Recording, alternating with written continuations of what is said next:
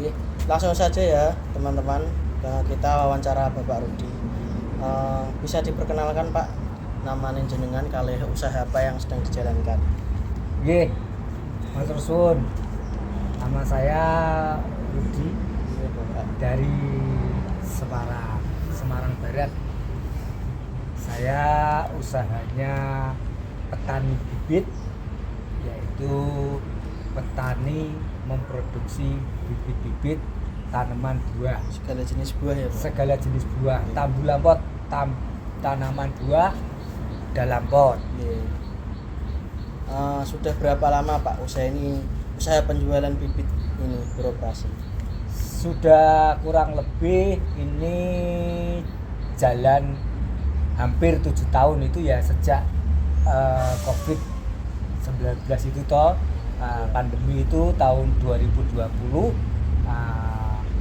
kan banyak perusahaan yang kolab. Akhirnya saya putar otak, banting setir, saya menggeluti di pembibitan, di pertanian pembibitan, pembuatan bibit tanaman buah. Lokasinya ini di mana ya Pak? Tepatnya ini lokasinya yaitu di Jalan Sribowo Utara 5. Ini di Semarang Barat. Semarang Barat. Ya. Krapyak. Ya, di Krapyak. Dekat dengan tol. Dekat dengan jalan tol. Ya, timur tol Krapyak. Apa sih Pak yang melatar belakang jenengan untuk memilih usaha penjualan bibit buah itu? Dulu Ya, latar belakangnya apa? kalau bibit itu kan artinya itu kan tanaman. Tanaman, apalagi ini tanaman buah. Jadi tanaman buah itu kan orang kan buah itu tidak luput dari konsumsi orang, ya kan, untuk vitamin, ya kan, untuk nutrisi, ya kan, untuk kesehatan. Pasti akan dicari atau dikonsumsi oleh manusia atau orang itu kesehatan. Bagaimana Pak proses awal pada saat mendirikan usaha ini? Prosesnya itu gimana pada awal? Prosesnya itu sebenarnya lama ya. Dia dari yang saya katakan tadi, saya dari pandemi itu saya bekerja di perusahaan, ya kan. Pada saat itu terjadinya COVID, ya kan, di rumah aja. Nah, kami tidak ada aktivitas, artinya vakum. Kemudian saya mulai usaha tanaman ini, Menggeluti pembibitan ini? Ya, pembibitan ini dari mulai tahun 2020 pada saat pandemi itu, ya, sedikit-sedikit, ya. Itu membuat bibit sedikit-sedikit sambil nanti dijual. Kalau bibitnya. sama mengisi waktu luang masa tua Pak? Ya, kalau usia saya sih sebenarnya sebentar lagi sih, kalau ukuran orang pekerja itu sudah mendekati masa pensiun. Oh ya. Dari mana Pak sumber modal awal untuk memiliki usaha ini? Dulu kan sebelumnya bekerja di perusahaan, Ya. terus ada COVID mungkin gitu. Sebenarnya modalnya itu saya nggak besar. Saya main ke teman saya, ya kan, main ke teman saya beli bibit satu, ya kan, terus saya coba untuk saya posting, saya jual, ya kan, saya laku, terus saya gandakan lagi. Dari hasil itu saya gandakan, misalnya beli bibit satu, ya kan, diperbanyak, dapat bibit 2, bibit 3, akhirnya saya produksi lagi menjadi yang dulunya 3 bisa jadi 10 karena saya produksi lagi. Nah, siapa sih Pak target utama penjualan bibit ini? Siapa target utamanya? Targetnya itu ya sebenarnya itu mereka-mereka itu yang mencintai tanaman. Penghobi gitu ya? Hobi tanaman. Petani Ya. gitu. Hobi tanaman. Yang kedua ya, hobi tanaman kan tidak harus pengepun. Yang kedua ya pengepun tadi, dia dikebunkan, akhirnya menjadi petani buah. Ya, targetnya kan petani buah. Nah, kalau konsumen perorangan kan biasanya itu kan hobi, hobi, ya kan, hobi tanaman. Lalu jenis buah apa Pak yang sering diminati oleh?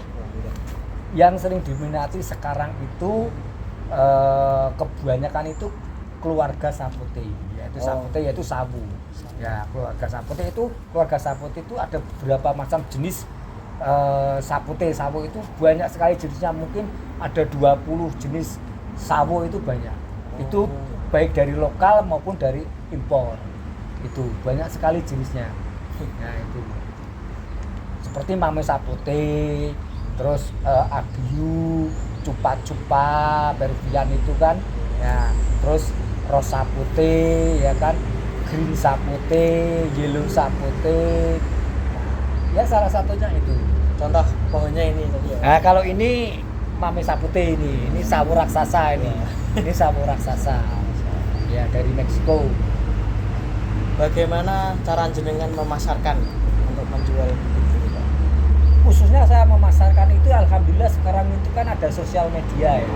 Jadi ada sosial media di situ sudah ada marketplace-nya ya kan. Jadi saya untuk pangsa pasarnya itu saya mencarinya itu di sosial media. Saya tawarkan di sosial media seperti Facebook, YouTube, TikTok ya kan. Nah, salah satunya itu. Bagaimana Pak tingkat persaingan, mungkin bisa dikatakan di kota Semarang ini tingkat persaingan untuk menjual? Kalau kompetitor sih banyak ya. Kompetitor petani bibit itu banyak, penjual bibit itu banyak. Cuman kan yang namanya rezeki itu kan tidak kemana. Ya kan namanya rezeki itu kan kita, dan pasti setiap penjual bibit itu mempunyai pangsa pasar sendiri-sendiri, konsumen sendiri-sendiri. Itu. Apa sih Pak keunggulan usaha ini dibandingkan penjual bibit yang lainnya? Keunggulannya itu sebenarnya kalau untuk jangka panjang itu tanaman buah itu tidak ada matinya. Iya. Sampai akhir hayat pun itu tanaman buah itu masih dibutuhkan, buahnya itu masih dibutuhkan manusia untuk dikonsumsi. Itu. Jadi panjang sekali kan. Iya. Panjang sekali.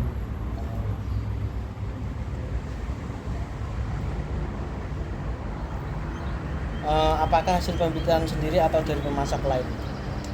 Kami kan punya paguyuban petani. Oh iya. Ya, misalnya paguyuban petani, misalnya saya kurang stok ya kan, ya saya ngambil ke teman paguyuban petani. Teman saya kurang stok ya kan, kehabisan stok, ngambil tempat saya. Jadi kita ada kolaborasi, ada kerjasama dengan sesama petani bibit, atau kita mempunyai yang namanya paguyuban petani bibit. Bagaimana Pak proses perawatan ini sebelum dijual kepada konsumen? Perawatannya itu gimana sebelum dijual? Sebenarnya perawatannya setelah kita selesai produksi ya kan, ya kemudian kita pindah polybag yang lebih besar atau planter bag yang lebih besar, setiap hari disiram, setiap hari dipupuk, ya salah satunya itu kowe tadi. Kowe itu kotoran hewan kambing itu yang sudah kering atau sudah difermentasi ya. Kendala apa saja Pak yang paling sering dihadapi dalam menjalankan usaha ini? Misal ada cuaca, hama, atau ketersediaan bibit? Kalau ketersediaan bibit pasti kita ketersediaan bibit itu pasti kita tidak akan bisa mampu untuk memproduksi banyak. Pasti kita butuh bantuan yang namanya mitra tadi. Oh, iya. Ya kan. Yang kendala yang kedua yaitu pada saat musim hujan itu kan kebanyakan kan media tanam itu kan basah ya, bacek kalau bahasa Jawanya, itu sering terjadi busuk akar. Itu kalau hama kan kita masih bisa di pestisida ya kan, kita semprot pestisida anti hama itu bisa. Pasti ada yang mati ya. Apakah usaha ini tuh mengalami peningkatan pendapatan sejak pertama kali? Iya Mas, kalau pendapatan itu kan kita kan petani bibit, artinya kan kita memperbanyak bibit. Artinya semakin bibit kita terpenuhi, semakin bibit kita banyak, ya kan, varian atau jenisnya banyak, otomatis banyak pelanggan atau konsumen yang mencari kita, yang tertarik. Bagaimana cara Bapak untuk mengelola keuangan usaha, termasuk pencatatan atau pemasukan dan pengeluaran? Ya kalau jelas ya, kalau itu pengeluaran untuk belanja apa, untuk belanja media tanam, untuk belanja polybag atau planter bag pasti kita catat. Pemasukan pun hari ini tanggal ini ada pemasukan 1 bibit, 2 bibit, nanti 1 bulannya kita omsetnya berapa gitu. Nah, nggak mesti yang namanya orang bisnis, orang dagang itu pendapatan itu kan kadang bisa naik turun ya, kadang banter, kadang ya stabil Kadang atau rame stuck gitu, ya, sepi gitu. kadang sepi ya, ya itu wajar lah, umum lah. Pada saat jenengan menjalani usaha ini tuh pernah mengalami kerugian atau tidak, Pak? Yang namanya usaha itu kita harus berani rugi. Iya. Pasti usaha itu ada untung, ada rugi, dan ada impas. Rugi pernah, ya kan? Rugi pernah. Artinya misalnya ya, kita sudah kirim barang, kemudian kita tidak ditransfer, gitu kan? Artinya yaitu kita sudah rugi kan? Gitu Pernah kan? seperti itu, Pak? Sering, ya kan? Nah, sering, makanya dari yang namanya kerugian pasti yang namanya pebisnis itu pasti rugi. Dari rugi itulah kita bisa belajar untuk supaya belajar sesuatu agar tidak terjadi lebih hati-hati lagi. Lebih hati-hati lagi. Apa sih Pak pencapaian terbesar yang telah diraih sejak usaha ini berdiri? Pencapaian terbesarnya itu apa? Pencapaian terbesarnya itu yang jelas saya bibit dan variannya itu bertambah banyak. Nah, itu pencapaian terbesar. Itu ya nyun sewu, kalau ini bibit dihitung itu ya berapa banyak jenis? banget ya, kalau dinominalkan kan banyak banget, tapi kan ini kan yang namanya aset, ya kan, aset. Jadi tidak sekaligus itu jadi uang, itu kan tidak, itu aset ini kalau ditotalkan banyak sekali kan. Bagaimana cara biar konsumen melirik terus gitu ya, Pak? Iya, ya kan.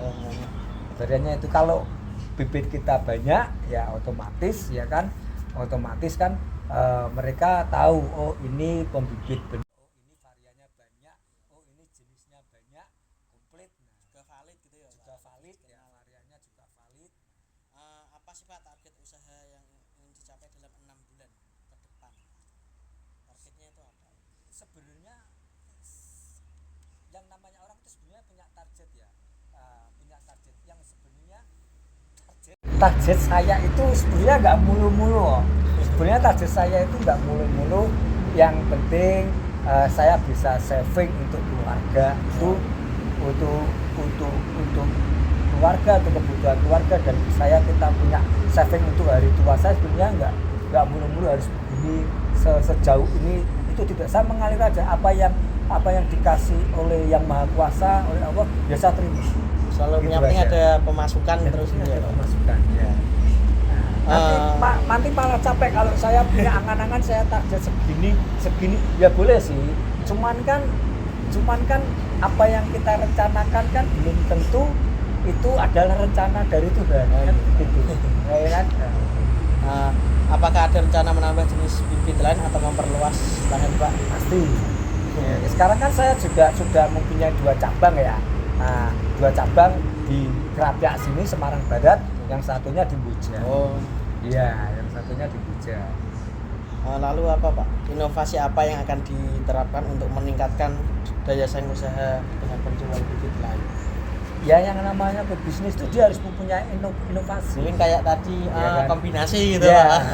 rata-rata itu kalau orang bilang itu kebun teras BCL itu adalah spesialis Kombinasi. ya, tanaman buah kombinasi. Misalnya satu pohon ada 4 varian, misalnya mangga itu ada 4 varian, ada mana lagi, aromanis, keojai, dan red curry. Itu satu pohon itu sudah mempunyai 4 varian, dan buahnya pun 4 varian juga berbeda-beda. Itu inovasinya begitu. Faktor apa sih Pak yang membuat usaha penjualan bibit buah ini layak untuk terus dikembangkan? Ya jelas layak untuk dikembangkan, karena ya seperti tadi, yang namanya tanaman itu tidak ada matinya. Makanya sampai kapanpun itu manusia itu pasti butuh yang namanya penghijauan, ya kan, penyegaran, segar, ya kan. Kita nanam tanaman itu juga kita membantu oksigen, ya kan. Nah jadi itu panjang, mungkin sampai akhir hayat gitu. Ya perlu, layak untuk dikembangkan terus. Dari akar sampai buah bermanfaat semua ya? Bermanfaat semua. Apa Pak harapan jenengan terhadap perkembangan usaha ini di masa yang akan? Harapan saya ya semoga banyak lagi konsumen-konsumen atau orang-orang yang mencintai tanaman, ya kan, untuk bisa menanam tanaman-tanaman buah di lingkungannya atau di lokasinya masing-masing, karena itu akan menambah keindahan rumah, akan menambah segar, akan menambah membantu oksigen, ya kan. Harapan saya itu lebih banyak lagi orang yang bisa mempunyai tanaman buah di rumah-rumahnya. Harapan saya itu. Ya, Pak. Ini pertanyaan terakhir ya Pak. Jika dapat kembali ke awal merintis usaha, pelajaran atau saran apa yang ingin jenengan sampaikan kepada diri sendiri maupun calon perilaku usaha yang ingin membuka bisnis penjualan bibit? Artinya begini, kalau kita mempunyai keinginan, kalau kita mempunyai impian, ya kan, pasti yang namanya perjalanan itu ada progresnya, ya kan. Pasti di dalam progres itu pasti ada yang namanya kegagalan, ada yang namanya kita down, itu ya kita semangat aja, ya kan. Konsisten ya Pak? Konsisten, kita komitmen dan konsisten, jangan pernah kita berhenti untuk menyerah, ya kan. Nah, lakukan yang terbaik untuk diri kita. Gitu. Baik Bapak, terima kasih sudah Sama-sama. terima kasih waktunya ya Pak. Sama-sama. Ngapunten nih Mas repot. Faiz. Nggih, sama-sama.